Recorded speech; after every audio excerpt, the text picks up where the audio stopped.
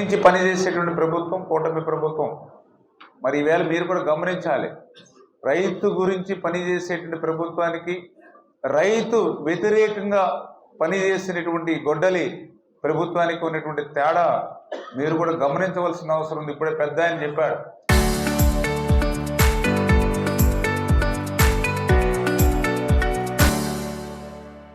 గతంలో ఎక్కడైనా ధాన్యం అమ్ముకోవాలని అంటే రైస్ మిల్ దగ్గర వారం 20 రోజులు 10 రోజులు పడిగాపులు కాసేటువంటి పరిస్థితి. నేను కూడా ఆ రోజు రైస్ మిల్ దగ్గర చూస్తే 2-3 కిలోమీటర్లు బారం తీరుండి ట్రాక్టర్లు లారీలు, కొన్ని ట్రాక్టర్లకు అయితే జాకీలు పెట్టుకుని ఉండేవారు. ఏమైనా జాకీలు పెట్టామంటే లోడు ట్రాక్టరు టైర్లు పేలిపోతాయని జాకీలు పెట్టామని చెప్పేవారు. అటువంటి స్థితి గతంలో. అన్నపానీయాలు ఉండేవి కాదు, రాత్రి పగలు అక్కడే పడిగాపులు రైతులు డ్రైవర్లు.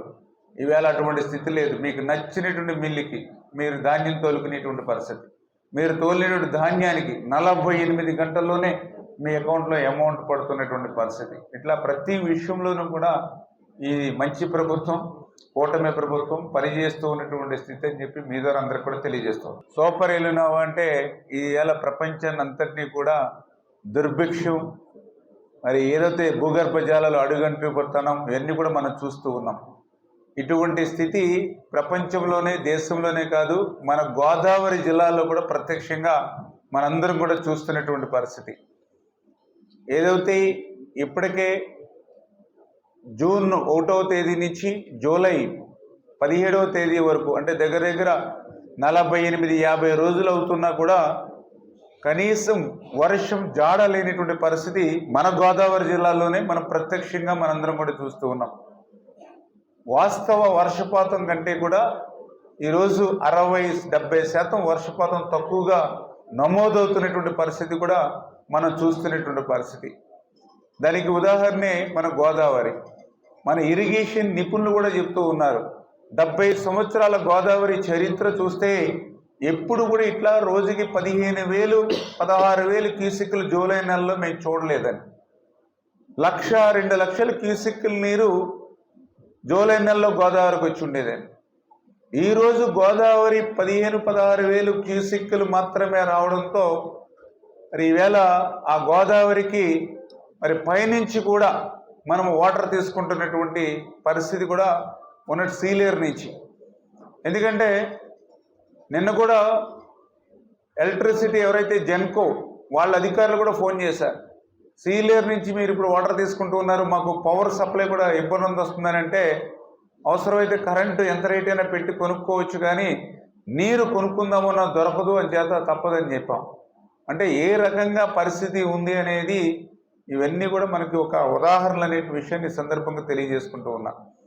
ఇటువంటి స్థితిలో గౌరవ ముఖ్యమంత్రి చంద్రబాబు నాయుడు గారు ఆలోచన ఒక్కటే, ప్రతి నీటి బిందువును మనం ఒడిసి పెట్టి పొదుపు పాటించి ఆఖరి ఎకరం వరకు అందించాలనేటువంటి చంద్రబాబు నాయుడు గారి ఆలోచన. అదేవిధంగా మన డెల్టాలో ప్రత్యేకించి రైతుకి ఆసరాగా ఉండాలని ఉప ముఖ్యమంత్రి పవన్ కళ్యాణ్ గారి ఆలోచన.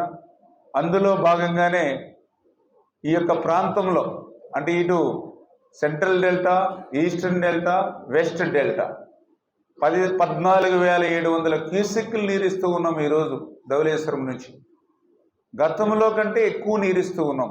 అయినా కూడా శివార ప్రాంతాల్లో నీటి ఎద్దడి వస్తూ ఉంది. ఎందుకంటే 70% కెనాలు, 30% వర్షాలు, ఆ రకంగా డిజైన్ చేశారు ఈ కెనాల్ వ్యవస్థ.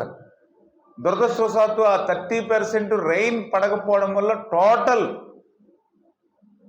స్ట్రెస్ అంతా కూడా కెనాల్స్ మీదకి రావడంతో ఈవేళ శివార ప్రాంతాల్లో ఈ రకమైనటువంటి ఇబ్బంది వస్తూ ఉంది.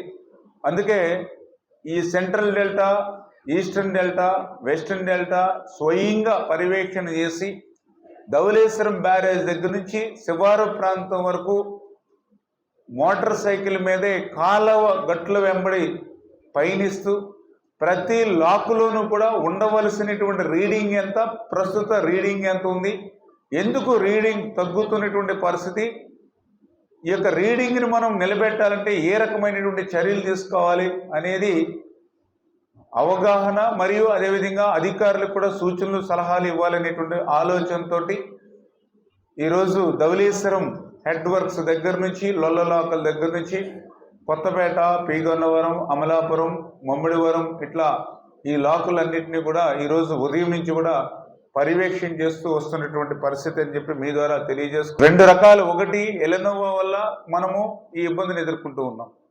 రెండవది, గత 5 సంవత్సరాల గొడ్డెల పార్టీ పాలన పాపం కూడా ఈరోజు మనకు కనిపిస్తున్నటువంటి పరిస్థితి. దానికి ఉదాహరణ లొల్లలాకులు. లొల్లలాకులు మేము పరిశీలన చేస్తే ఎప్పుడు ఏ లాకు ఊడి పడిపోతుందో భయంగా మేము అక్కడ చూస్తున్నటువంటి పరిస్థితి. అటువంటి లొల్లలాకులు ప్రమాదంగా ఉంటే గత 5 సంవత్సరాల్లో దాని వంక కన్నెత్తి చూడాల. కానీ ఈరోజు మేము 72 కోట్ల రూపాయలు నిధులు ఇచ్చి టెండర్లు పిలిచి వర్క్ ఆర్డర్ ఇచ్చాం. ఈ సీజన్లోనే ఆ పనులు ప్రారంభించి పూర్తి చేయమని ఆదేశాలు ఇవ్వడం జరిగింది. అదేవిధంగా ధవళేశ్వరం బ్యారేజ్ మీ అందరికీ తెలుసు. ఆ రోజు కాటన్ మహాశయ నిర్మాణం చేసినటువంటి ఆ ధవళేశ్వరం బ్యారేజ్ పుణ్యమే ఈవేళ మనం 2 పూట్ల అన్నం తింటూ ఉన్నాం, పచ్చగా కలకల్లాడుతూ ఉన్నాం. అటువంటి ధవళేశ్వరం బ్యారేజ్కి సంబంధించిన గేట్లు ప్రమాదంగా ఉన్నాయి. ఏ గేటు కొట్టుకుపోయినా గోదావరి డెల్టా అటు వెస్ట్ అండ్ ఈస్ట్ 2 జిల్లాలు కూడా ఎడారిగా మారిపోతాయని 5 సంవత్సరాల్లో సాక్షాత్తు సిడబ్ల్యూసి గత ప్రభుత్వాన్ని హెచ్చరిస్తే కనీసం ఖాతరు చేయనటువంటి పరిస్థితి. గోదావరి జిల్లా ప్రజల భద్రతను కూడా గాలి కొదిలేసినటువంటి పరిస్థితి. అటువంటి స్థితిలో మళ్ళీ ఈరోజు కూటమి ప్రభుత్వం 150 కోట్ల రూపాయలు నిధులు మంజూరు చేసి టెండర్లు పిలిచి వర్క్ ఆర్డర్ ఇచ్చి మొన్నే గౌరవ ముఖ్యమంత్రి చంద్రబాబు నాయుడు గారి చేతుల మీదుగా ఆ యొక్క నిర్మాణ పనులు ప్రారంభోత్సవం కూడా మనందరం కూడా చేసుకోవడం జరిగింది. అంటే ఈ రకంగా సూపర్ ఎలినోవా ఒక పక్కన, మరొక పక్కన గత ప్రభుత్వ పాలనా వైఫల్యం మరొక పక్కన, ఈ రెండింటినీ ఎదుర్కొంటూ ఈరోజు ఆఖరి ఎకరం వరకు కూడా నీరు ఇవ్వాలనేటువంటి ఆలోచనతో ఈ ప్రభుత్వం పనిచేస్తుంది. అందులో భాగంగానే ఇప్పుడే చెప్పాం 14,700 సెంట్రల్, ఈస్ట్, వెస్ట్ 3 కెనాల్స్కి ఇస్తూ ఉన్నాం. అందులో పర్టికులర్గా ఇప్పుడే మనం చూసాం ఏదైతే మరి బ్యాంక్ కెనాలు, అదేవిధంగా మన అమలాపురం కెనాలు, అదేవిధంగా గన్నవరం కెనాలు, మరి వీటికి కూడా 2.8 2,800 క్యూసెక్కుల నీరు కూడా మనం ఇస్తూ ఉన్నాం. అయినా కూడా ఇక్కడ ఆ రీడింగ్లకు చాలా లాకుల్లో నిలబెట్టలేకపోతూ ఉన్నారు. ఎందుకంటే నేను ఇప్పుడు లొల్ల లాకులు చూశాను, పలివెల్ లాక్ చూశాను, మొక్కాముల లాక్ చూశాను, నడిపూడి లాకులు చూశాను, సనాస లాకులు చూశాను, ఇప్పుడు అన్నంపల్లి లాకులు కూడా ఇప్పుడు వెళ్తాం. అంటే ఈ లాకుల్లో ఎక్కడ కూడా ఈ లైన్ ఏదైతే ఇన్ఫ్లో కానీ అవుట్ఫ్లో కానీ అక్కడ డిజైన్ ప్రకారం మనము సరిపెట్టడంలో కొంతమేర డిఫరెన్స్ కనిపిస్తున్నటువంటి పరిస్థితి నేను కూడా వాస్తవంగా గమనించాను. నేను కూడా దీనికి ఏంటంటే మేజర్గా 2 రీజన్స్ నేను ఐడెంటిఫై చేయడం జరిగింది. ఒకటి, ఏదైతే వీడ్ రిమూవల్ ఏదైతే ఉందో దాన్ని ఇంకా పూర్తి స్థాయిలో మనము ఇక్కడ నిర్వహించలేనటువంటి పరిస్థితి నాకు కూడా కనపడినటువంటి పరిస్థితి. రెండవది, కొంత డీసిల్టింగ్ కూడా కొన్ని ప్రాంతాల్లో కెనాల్స్లో చేయవలసినటువంటి పరిస్థితి ఉంది. అదేవిధంగా మూడవది, వాటర్ మేనేజ్మెంటు, అంటే ఇరిగేషన్, రెవెన్యూ, అగ్రికల్చర్ కోఆర్డినేట్ చేసుకుని ముందుకెళ్ళవలసిన స్థితి ఉంది. అంచేత ఈ 3 విషయాల మీద కూడా ఇప్పుడే కలెక్టర్ గారితో, అదేవిధంగా గౌరవ శాసనసభ్యులతో కూడా డిస్కషన్ చేశాం. ఖచ్చితంగా ఇమ్మీడియట్లీ ఆ వీడ్ రిమూవల్, ఎందుకంటే 396 కోట్ల రూపాయలు మొన్న మేము ఓఎండ్ఎం నిమిత్తం ఇచ్చాం. ఈ యొక్క సంవత్సరం మొన్ననే మే 2వ తేదీనే ఆ యొక్క జీవో ఇచ్చి నిధులు విడుదల చేశాం. మరి మే 2వ తేదీ అంటే క్లోజర్ టైంలోనే వాటి పనులు కంప్లీట్ చేయాలి వాస్తవంగా. మరి ఆ రోజు ఇప్పటికీ ఇంకా జూలై 17వ తేదీ అవుతుంది. అందుకే ఇమ్మీడియట్లీ ఆ యొక్క ధవళేశ్వరం బ్యారేజ్ పైనుండి శివారు ప్రాంతం వరకు వీడ్ రిమూవల్ ఏదైతే ఉందో దాన్ని అంతటిని కూడా తొలగించేటువంటి విధంగా ఇమ్మీడియట్లీ ఇరిగేషన్ ఓఎండ్ఎం పనులు వినియోగించాలి. దాన్ని గౌరవ కలెక్టర్ గారి యొక్క పర్యవేక్షణలో ఆ ఇరిగేషన్ అండ్ రెవెన్యూ ఖచ్చితంగా అందరూ భాగస్వాములైతేనే ఈ తక్కువ సమయంలో ఆ యొక్క లీడ్ ఏదైతే వీడ్ రిమూవల్ చేయగలుగుతుందో దాని ద్వారా కొంత నీరు పెరిగేటువంటి పరిస్థితి ఉంటుంది. డీసిల్టింగ్ అంటే ఎక్కడైతే మనం చేయగలిగిన అవసరం ఉంటే తప్పనిసరి పరిస్థితి, ఎక్కడైనా మనకి అడ్డంకులు ఉంటే చేయవలసినటువంటి స్థితి ఉంది. లేని పక్షంలో మనం ఎస్టిమేషన్ వేసుకుని శాంక్షన్లు చేసుకుని టెండర్లు పిలిచి మించుకుంటే రేపు సార్వా పంట, ఖరీఫ్ పంట అయిన తర్వాత కానీ కుదిరితే, లేని పక్షంలో అట్లీస్ట్ నెక్స్ట్ ఇయర్కైనా సరే 100% వీటిని కంప్లీట్ చేయవలసినటువంటి అవసరం. ఎందుకంటే పక్కనే గోదావరిలో ఎర్రనీరు సముద్రంలో కలిసిపోతూ ఉంటే కాలువల్లో నీరు లేదు, చాలల్లో నీరు లేదు అని అంటే కొంచెము వినడానికి మనందరికి కూడా ఇబ్బందికరంగా ఉంటుంది. కాబట్టి ఆ సమస్యని అధిగమించేటువంటి విధంగా ఆ డీసిల్టింగ్ సంబంధించి కూడా ఇరిగేషన్ అధికారులకు కూడా స్పష్టంగా ఆదేశాలు ఇస్తూ ఉన్నాం. ఇమ్మీడియట్లీ ఆ యొక్క దాని అంతా కూడా ఎస్టిమేట్ చేసుకుని ఉంచుకోండి. ఓకే, మే నెల ఈ యొక్క నవంబర్లో ఎంతవరకు అవుతుందో అంతవరకు, లేదంటే ఏప్రిల్ మే నెలలో ఆ పనులు మనం పూర్తి చేయాలి. దానికి కూడా ప్రిపేర్ కమ్మని కోరుతూ ఉన్నాం. ఇక మూడవది వాటర్ మేనేజ్మెంట్. ఇది వెరీ వెరీ ఇంపార్టెంట్. ఎందుకంటే మనం ఎంత నీరు ఇచ్చినా కూడా ఆ మేనేజ్మెంట్ పర్ఫెక్ట్గా లేకపోతే శివారు ప్రాంతానికి వెళ్ళేటువంటి పరిస్థితి ఉండదు. అంచేత కలెక్టర్ గారు ఉన్నారు, పర్టికులర్గా మళ్ళీ ఇంకొక మీటింగ్స్ కండక్ట్ చేసుకోవడం, రివ్యూస్ చేసుకోవడం, ముఖ్యంగా ప్రతి 10 కిలోమీటర్లకి 20 కిలోమీటర్లకి ఎవరైతే మండలాలు ఉన్నాయో తహసీల్దార్ని, అంటే మా ఏఈలతో పాటుగా డిఈలతో పాటుగా ఇరిగేషన్తో పాటుగా తహసీల్దార్ని కూడా రెస్పాన్సిబిలిటీ చేయడం. అదేవిధంగా ఎవరైతే విఆర్ఓలు ఉన్నారో లస్కర్లతో పాటు విఆర్ఓలు కూడా ఆ విలేజ్ లెవెల్లో, ఎందుకంటే ఒక్కొక్కళ్ళు వాటర్ పెడతారు, మళ్ళీ వెంటనే 2 రోజులకి వాటర్ తగ్గితే మళ్ళీ తూము తీస్తాడు.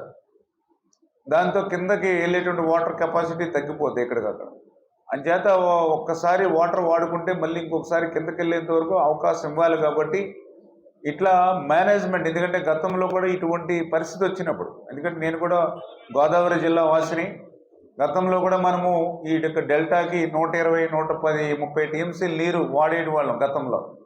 ఒక్కొక్క టైంలో మనకు ఇబ్బంది వస్తే 50 టీఎంసీలే లభ్యతున్నా కూడా పర్ఫెక్ట్గా వంతుల వారి విధానం పెట్టుకుని 50-60 టీఎంసీలతో కూడా మనం పంటలు పండించినటువంటి రోజులు ఉన్నాయి. దాన్ని దృష్టిలో పెట్టుకుని వంతుల వారి విధానాన్ని ఖచ్చితంగా మనం పాటించాలి. ఈ మేనేజ్మెంట్ చేయడం అంటే ఏదో పేపర్ మీద ఈ కెనాల్ వీళ్ళు బాధ్యత, ఈ 10 కిలోమీటర్లు వీళ్ళు బాధ్యత అని ఏదో పేపర్ మీద వేసుకొని చెప్పడం కాదు. ఫీల్డ్లో ఉండి తిరగాలి ఖచ్చితంగా.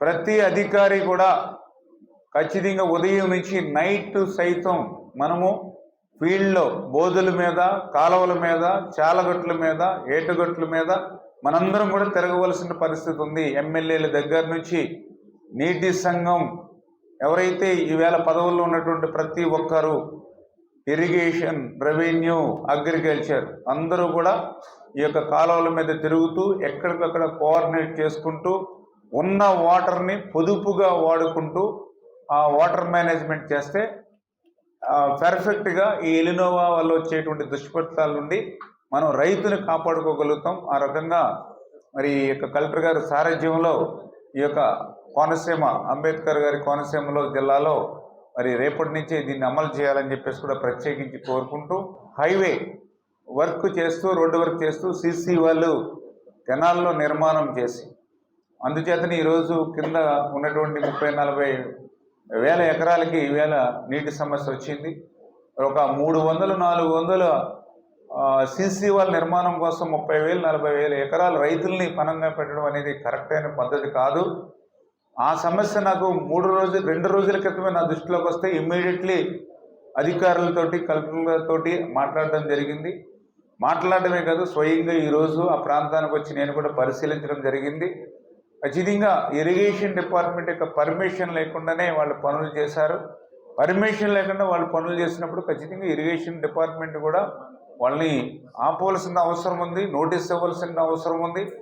అయినా కూడా వినకుండా మూర్ఖత్వంగా వాళ్ళు పనిచేస్తే మనము కంప్లైంట్ కూడా ఇవ్వాల్సిన అవసరం ఉంది. ఆ విషయంలో ఇరిగేషన్ కూడా నిర్లక్ష్యంగా లేకుండా మన కాలువల్ని, మన డ్రైన్ని మనం కాపాడుకోవాలి, మన రైతులు మనం కాపాడుకోవాలి అనే బాధ్యతను కూడా మీరు విస్మరిస్తూ ఉన్నారు ఇరిగేషన్ డిపార్ట్మెంట్ కూడా.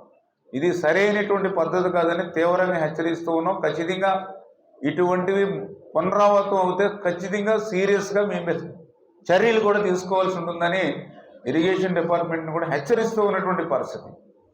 అదేవిధంగా ఎవరైతే ఇప్పుడు ఆ హైవేకి సంబంధించినటువంటి ఏజెన్సీ ఎవరైతే ఉన్నారో మరి వాళ్ళు ఈ రోజుకి కూడా ఇంకా కెనాల్లో మట్టి ఉన్నటువంటి పరిస్థితి ఇప్పుడే కలెక్టర్ గారి దృష్టిలో కూడా పెట్టడం జరిగింది. ఇప్పుడు కూడా పనులు కూడా నత్తనడక చేస్తూ ఉన్నాడు. అతను మట్టి తీసే విధానంలో కూడా ఏదో 2 జేసీబీలు పెట్టుకుని లిక్కు మంట తీస్తూ ఉన్నాడు. ఉదయం 6 నుంచి సాయంత్రం 6 వరకు తీస్తామండి అని చెప్తూ ఉన్నాడు. వాళ్ళు బాబు గారు సొమ్ము మీద ఇక్కడ పెడుతున్నట్టుగా. అంచేత ఇప్పుడే సీరియస్గా చెప్పాను, ఎస్పీ గారితో కూడా చెప్పాం, కంప్లైంట్ ఇమ్మని చెప్పాను. ఇరిగేషన్ డిపార్ట్మెంట్కి కంప్లైంట్ ఇమ్మన్న పోలీస్ స్టేషన్లో ఎస్పీకి చెప్పాను. ఇప్పుడు కలెక్టర్ గారికి చెప్తున్నాం, 24 గంటల్లో గతంలో కాలువ ఏ రకంగా ఉండేదో అట్లా యథావిధిగా మార్చకపోతే ఆ ఏజెన్సీ వాళ్ళు ఎక్కడున్నా కూడా తీసుకొచ్చి పోలీస్ స్టేషన్లో కూర్చోబెట్టమని కూడా ఎస్పీ గారికి కూడా చెప్పడం జరిగిందని చెప్పి తెలియజేసుకుంటూ ఉన్నా.